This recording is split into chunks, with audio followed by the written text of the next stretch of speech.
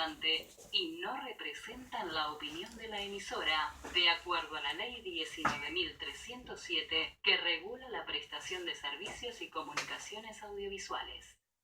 Nació en un puerto, murió en la mar y se llamaba Juan Salazar. Gente en Obra, una propuesta periodística basada en la libertad de prensa. Gente en Obra para el pueblo, reconstruyendo la esperanza de los uruguayos.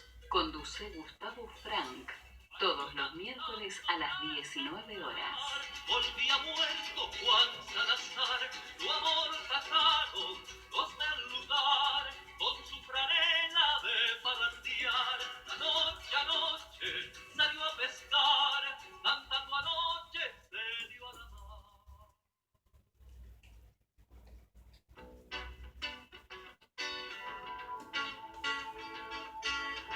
Podemos tener una conversación previa, ¿no?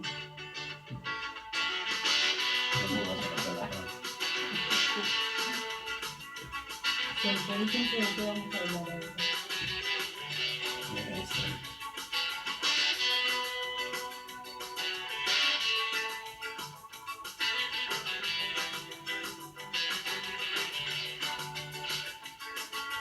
Che, botica, no te quedes, eso es lo que ellos quieren. No te embriagues de amargura, que te roban la frescura. No te quedes ahí parado, somos miles de este lado. Ellos son apenas 100, no le aflojes ni un momento. Hay que sacudirse las cadenas. La lección de Artigas. Buenas tardes, oyentes de Gente en Obra. ¿Cómo están ustedes? Otro miércoles que tengo el gusto de presentarles a ustedes al muerto. Y nuevamente, porque hoy se va a tocar el tema de Venezuela y la compañera Mónica Riet estuvo de visita hace muy pocos días en Venezuela. Nos va a contar qué es lo que vio. ¿Cómo están ustedes? Muy bien, Frank. Les quiero agradecer muy especialmente, porque aunque no me quieran creer, yo estoy vinculada a Venezuela, he ido varias veces, desde el año 2003 a la fecha. Y creo que es la primera vez, o por lo menos la primera vez en muchísimo tiempo, que tengo la oportunidad de hablar sobre esto que es tan importante.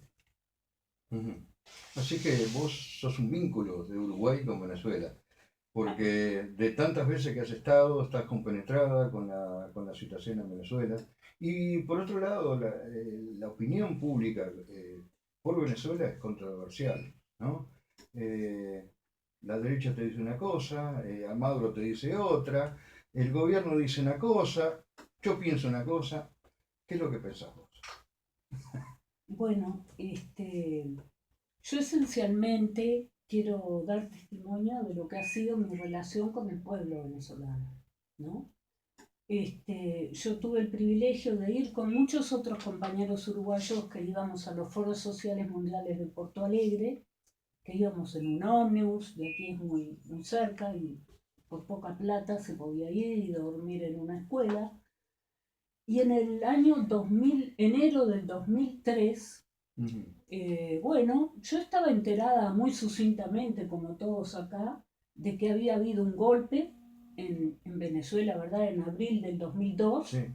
Y que ese golpe, que habíamos estado todos pendientes por la radio, se había dado vuelta, que el pueblo y las Fuerzas Armadas lo habían dado vuelta. Eso para mí ya era un hecho extraordinario, políticamente hablando, que nadie toma, parece. Nadie toma ese hecho extraordinario que nunca antes en América Latina un pueblo había dado vuelta, un golpe yanqui en 48 o en 72 horas, ¿no?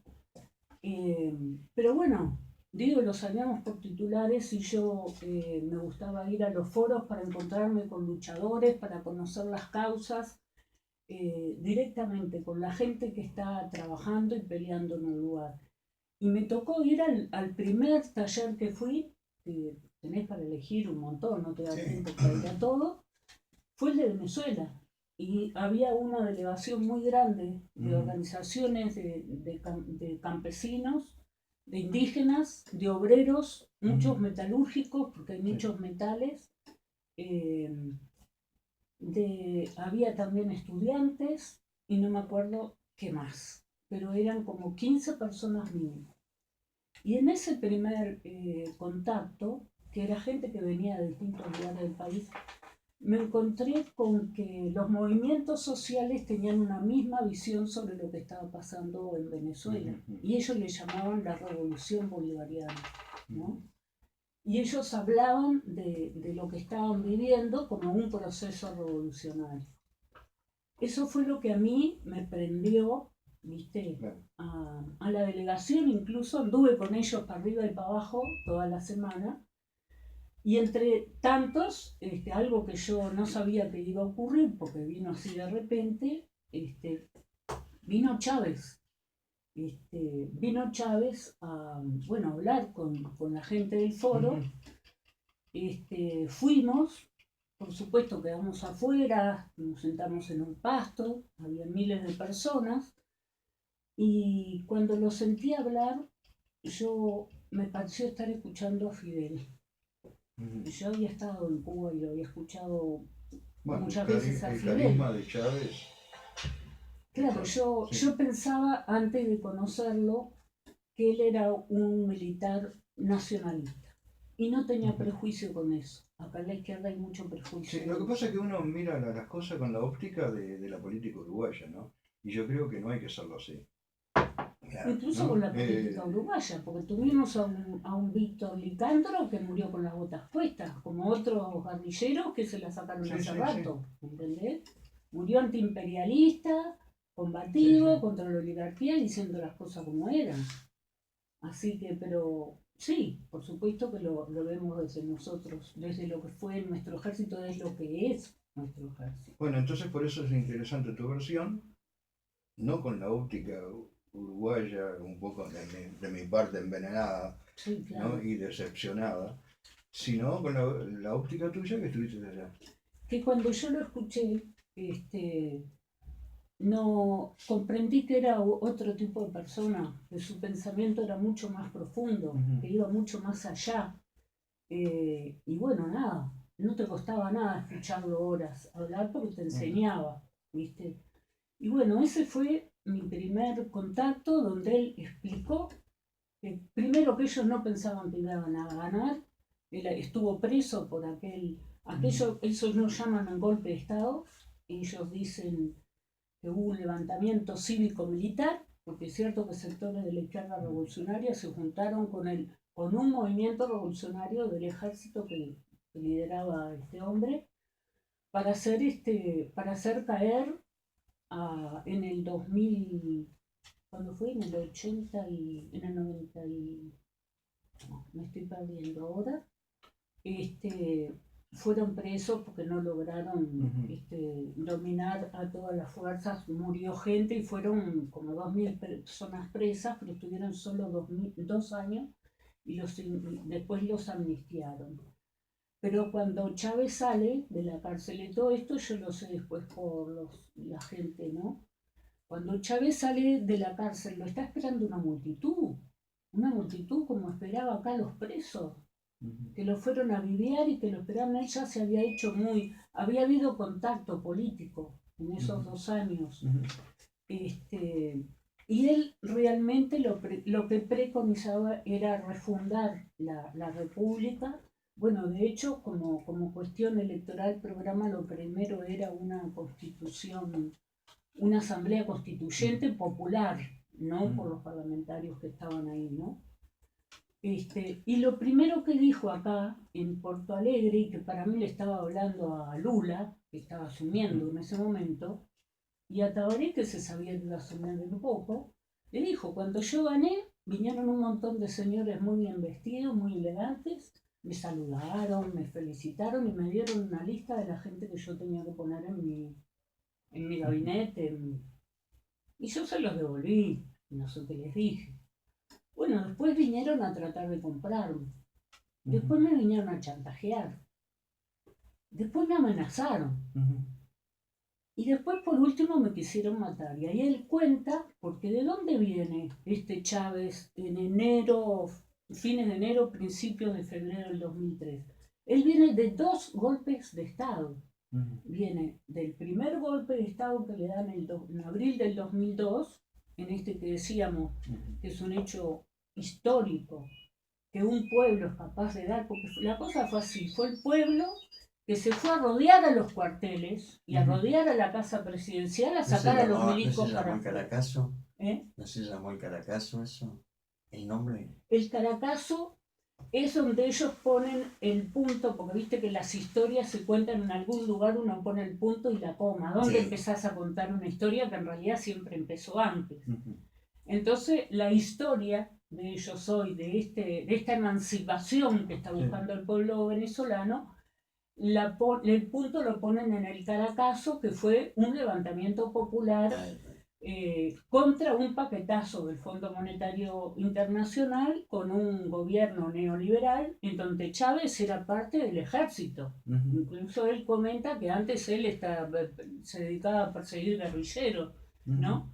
Y cuando pasa eso, el Caracazo, y que salen los milicos a ametrallar barrios populares y matan a 3.000 personas en 2 días, bueno, ahí ya lanza el movimiento interno al interior de las Fuerzas Armadas con una perspectiva de que ese gobierno hay que derribarlo y que hay que comenzar un proceso de emancipación y de que hay que ver que si hablamos el otro día de Haití, que era un pueblo rico, las riquezas que tiene Venezuela, y cuando Chávez llega al gobierno, en realidad había un 70% de la población que vivía en la pobreza, había un sector de la población y de clase media con un nivel de vida altísimo, con una riqueza inconmensurable, y bueno, esa era, y ni hablemos del campesinado, ¿no? Que siempre era el sector más relegado, y que Chávez conocía bien porque venía de ahí. Bueno, yo entonces comentaba que él viene de esos 2 golpes de Estado, porque en abril lo da vuelta al pueblo, y en diciembre, enero, se da un paro patronal, que es la dirección de PDVSA, para a PDVSA durante 1 mes y medio, casi 2, y todos los patrones, ¿no? Los obreros iban y abrían las fábricas y se metían adentro, al otro día venían los patronos con los milicos a sacarlos para afuera, ¿no?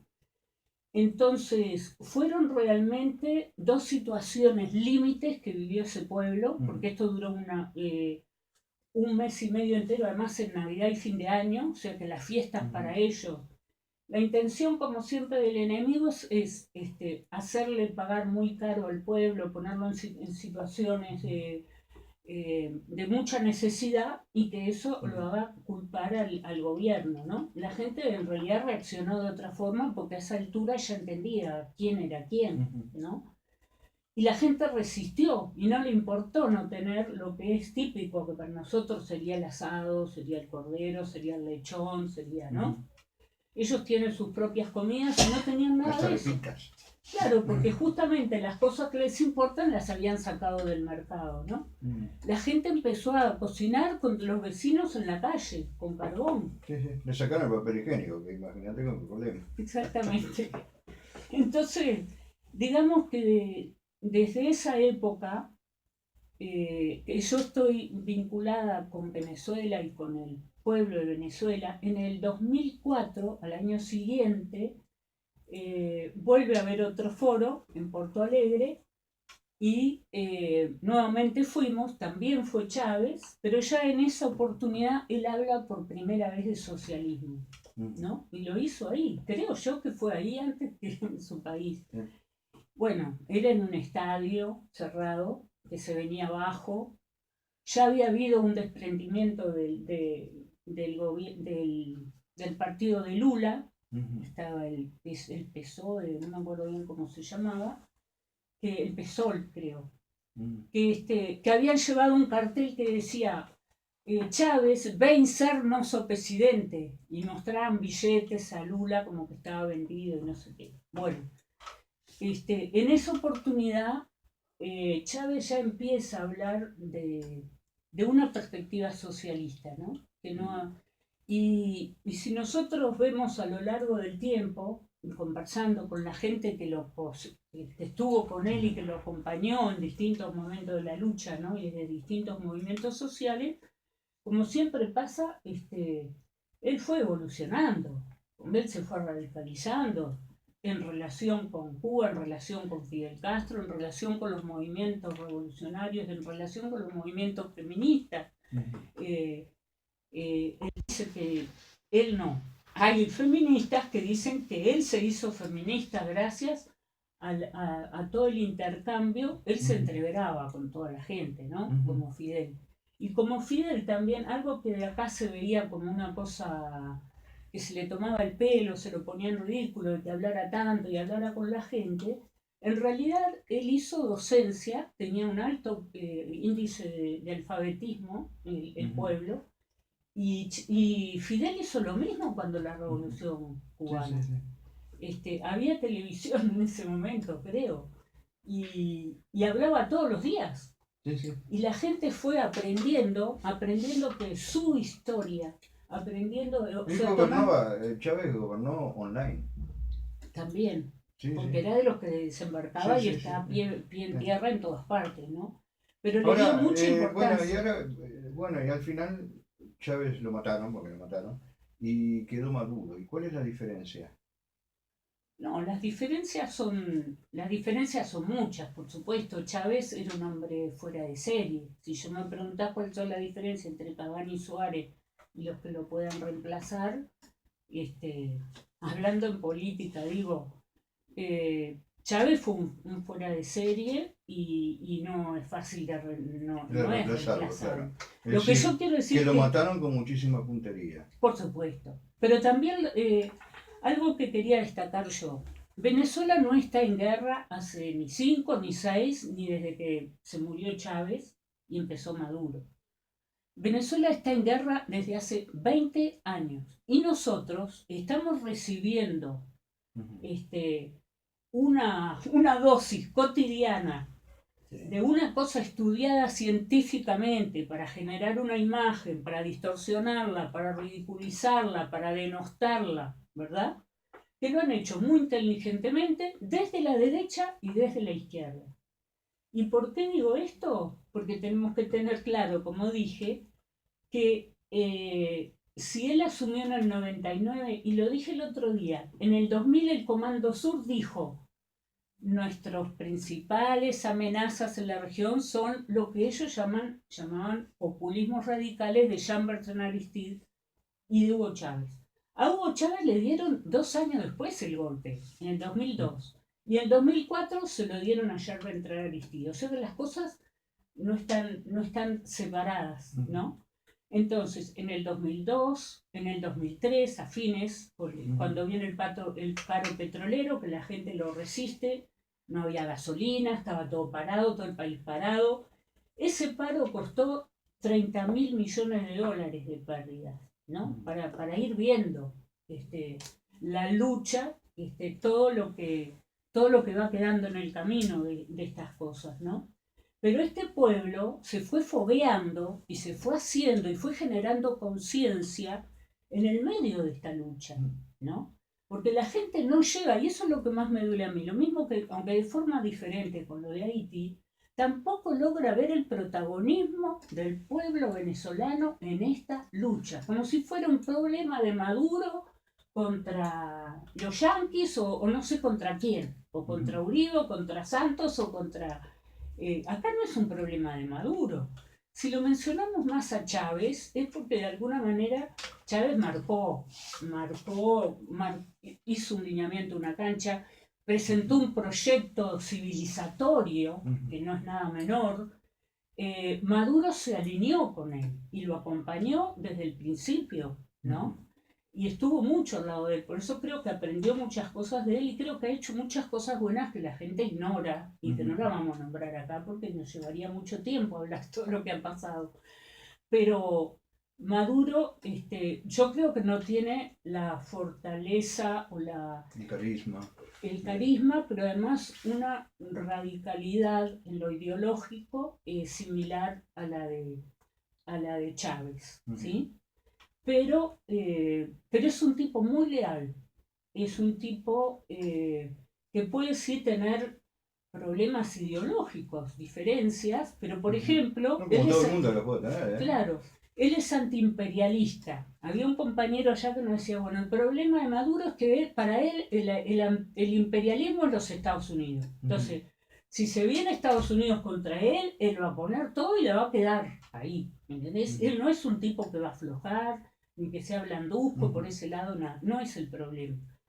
El problema es otras cosas. Bueno, cuando vos tenés que hacer alianzas con la burguesía, de aquí y de allá, y que se hacen en todas partes y en todas las guerras de todo tipo, bueno, ahí hay que tener mucha firmeza, mucha claridad, y es un terreno complejo, y eso yo creo que no era un partido para Maduro, obviamente, ¿me entendés? Sin duda que toda la difícil lucha que está dando el pueblo venezolano, con Chávez a la cabeza le hubiera sido mucho más fácil, de eso no tengo duda. Y tal vez, no sé si lo hubiéramos logrado, hubiéramos podido nosotros poder agujerear esta campaña maldita, ¿verdad? Criminalizadora del proceso bolivariano, no llamémosle revolución si no queremos, pero hay un proceso donde hay un pueblo que se ha apoderado de ese planteamiento, donde hay un pueblo que está peleando y que está haciendo experiencias de tipo socialista, porque nosotros cuando hablamos de alternativas, ¿a qué nos estamos refiriendo? A lo que hizo Cuba ya lo conocemos, ya sabemos todas las limitantes que tuvo Cuba con el bloqueo que cada vez lo ahoga más.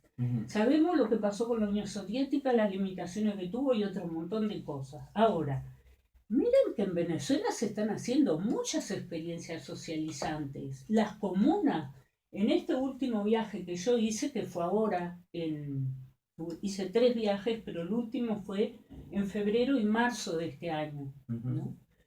Estuve allá cuando el 23 de febrero fue. Sí, el 23 de febrero fue el famoso intento de hacer entrar la ayuda humanitaria, que fue un intento de golpe de todos los que han ensayado este pobre Guaidó, ¿no? Que al final aparece como un payaso porque claro, porque hacen un diagnóstico totalmente errado, despegado de la realidad. Ellos creen que van a pegar un chiflido y se les va a venir la mitad del pueblo con ellos, y que van a pegar otro chiflido y se les va a venir la mitad del ejército con ellos, y después van y no pasa nada de eso. Y el señor Almagro, porque vamos a disfrutar con ellos, siempre ha estado vinculado. Cada una de estas cosas, por ejemplo, ese día que yo estaba allá, pero no estaba ahí en el puente, también quiero contar eso.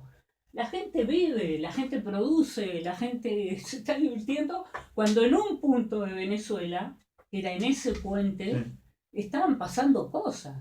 Pero yo estaba haciendo trabajo voluntario en una comuna llamada El Maizal, con una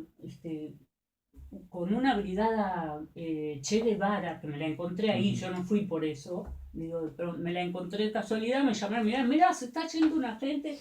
El transporte es dificilísimo. O sea, ¿me dan una oportunidad? Sí, vamos arriba. Entonces es una comuna que está en el interior del país, que produce ganado, que produce agricultura. Yo ya había oído hablar de ella. Es más, había visto videos y que los colgué en mi Facebook y la gente no podía creer. Decían, ¿cómo? ¿Esto es ahora? Pues como se habla tanto de que no hay comida y que la gente se está muriendo de hambre, y se ven lugares donde hay producción, bueno, yo no sé cuántos miles de cabezas de ganado tienen, ¿verdad? De cerdos, bueno, también de agricultura, ¿no? Nosotros, uno de los días que trabajamos fue en la agricultura, otro día trabajamos en el corte de los pedazos de carne y el empaquetamiento, ¿no? El empaquetamiento que después se presenta directo al público, cosas por el estilo, ¿no? Lo conocía por eso. Y ya la vez anterior también había estado, porque siempre hemos estado vinculados al tema del campo y sabemos la importancia que tiene el medio rural en cualquier proceso revolucionario. En los 3 viajes estuve vinculado con organizaciones de estas. Y también me habían dicho que había estado en lugares donde ya estaban, la otra vez fui en octubre del 2017, ya estaban en época de guerra económica, de faltante de alimentos y medicinas que se los llevaban. Habían grupos de paramilitares colombianos se habían acaparado de compañías de traslado de no solo de pasajeros, sino también de mercancías entre Colombia y Venezuela, y sacaban lo que querían y entraban lo que querían, ¿no? La inteligencia bolivariana, que es bastante buena, porque ha impedido muchas cosas, se lamentó de descubrir muy tardíamente. Ellos dijeron que ellos creían que eso era el contrabando normal, hasta el momento en que se dieron cuenta que no, eran organizaciones paramilitares con finalidad política que se habían apoderado de todo eso.